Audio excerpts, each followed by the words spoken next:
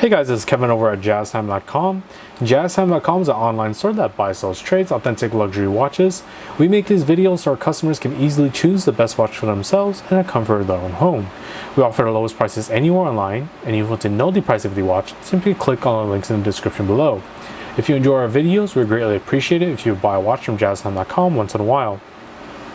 So today we're going to be reviewing the Audemars Piguet Royal Oak Offshore. This is the reference number 26231OR.ZZ.D010CA.01, as of course that's a mouthful to say and much more to type. We'll be putting the links to this watch in the description below. So we'll be covering the dial, bezel, case, crown, chronograph pushers, strap, clasp, and we'll talk about the movement towards the end of the video. So jumping right into the dial, we have a beautiful silver style dial, claimed as silver. It looks sort of more of like a white style dial, but otherwise still a very beautiful dial. The patterning that we have here is the lady tapestry patterning, as this is a lady's watch. The lady tapestry patterning is specific to ladies' watches, and what that is that you can see the typical Audemars Piguet tapestry patterning being the sort of square cutouts at the very background of the watch itself, but it does stop at a certain point, and you can see it stops right at the index hour markers before it becomes a nice smooth borderation of that same color. Specifically for this one, we have a nice sort of, when we get a little bit closer, you can see sort of cut grooves along the very outer edge that make that sort of smoothish bordering around the watch dial. But besides that, very beautiful index hour markers fashioned in that rose gold with luminosity fillings for each hour markers, along with the hour and minute hand. Those are also luminous filled. Of course, we have the landmarking at the 12 o'clock position with 2 index hour markers for easier viewing and easier viewing of the time at a quick glance. Specifically for the luminosity, I'll go ahead and actually demonstrate the luminosity for you here. So give me a sec to charge up that luminosity. And let me shut off my light box light here. And there we are. You can see this is what you'll be seeing at night. Very simple, very easy to read dial face. As you can see, luminosity to hour, minute hands on the index hour markers as well. And behind each individual hour marker has those index hour markers. We have an individual dot behind each one to sort of give even more viewing of it. Even on the ones that are missing the index hour markers at the 3, 6, and 9 o'clock position, they still have those dots to make it easy to read during the night as well. All right, going back to the original color here, you can see very beautiful dial. One thing to mention is it's sort of glossier on the tapestry pattern itself, while these chronograph subdials are more of a matte coloration with that rose gold ring outlining the outer edge of it. As with any chronograph functions, we have the 6 o'clock position having the elapsed time for the seconds, and that's the actual seconds that's going on in your watch right now as the central seconds hand. It's controlled by those chronograph pushers as the 2 and 4 o'clock position. We have the 30-minute elapsed time at the 3 o'clock and the 12-hour elapsed time at the 9 o'clock position. But besides that, very beautiful and unique dial all around, just because of the lady tapestry patterning. Just very simple usage of the square cutouts with the borderation of the sort of around those tapestry pattern. But to catch more attention to the face, we take a step back and look at the bezel. The bezel, absolutely beautiful bezel. We're looking at about 32 brilliant cut diamonds all around the bezel, about 1 carat weight in total, and nicely patterned in a sort of 4 rows between each hexagonal screw, the hexagonal screw being a nice high polish itself, and that really sort of adds to sort of breaking the monotony, just covering the whole bezel in just diamonds. It actually gives it a nice sort of landmarking viewpoint of not over encompassing the shine of just the diamond itself, but helping break apart that sort of that silhouette of each of the rows of diamonds. So it plays an important part just to have those hexagonal screws. Even though they're on pretty much every Audemars Piguet watch, they've somehow incorporated to be even more useful for the diamond bezels.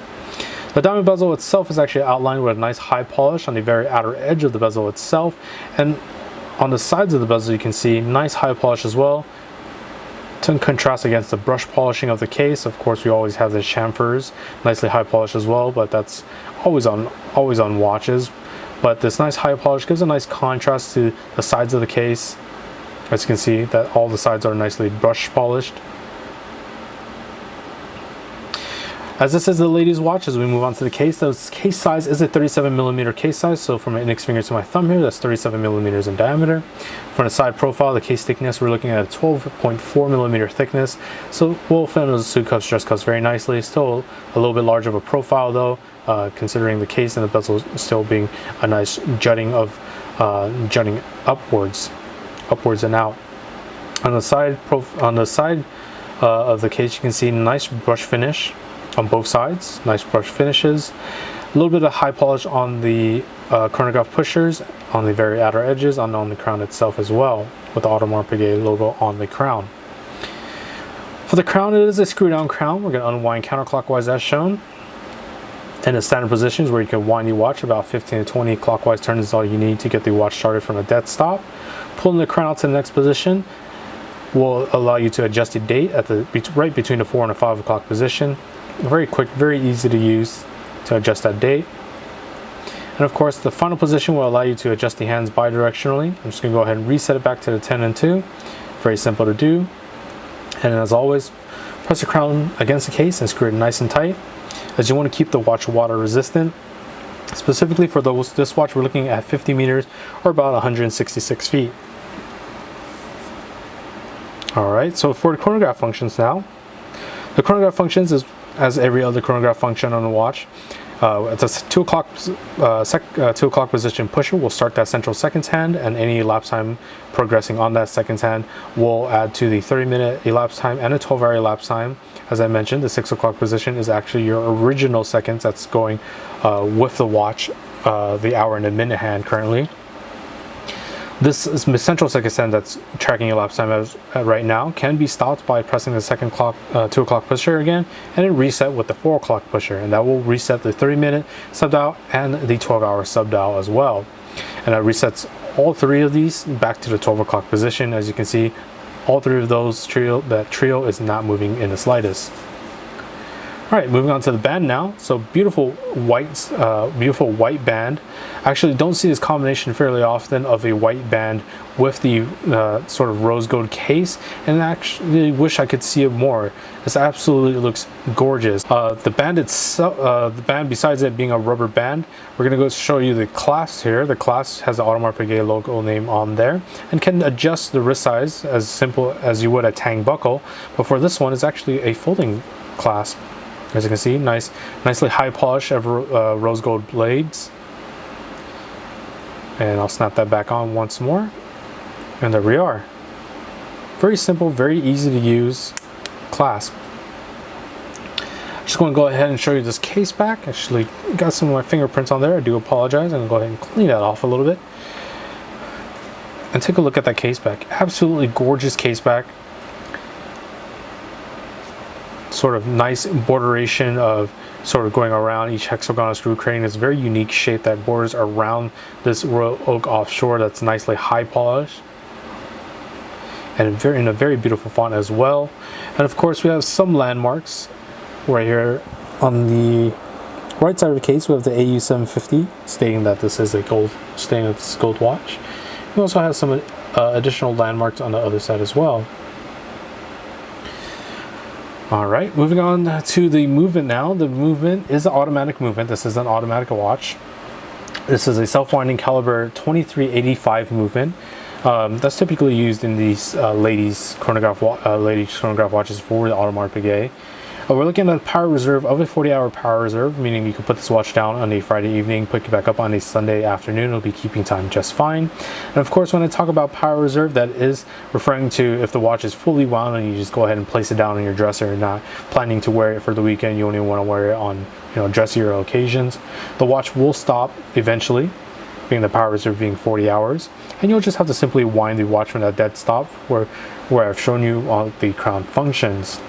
But besides that, automatic movement means that when this watch is on your wrist, just a simple inertia from moving your hand throughout the day will keep the watch going.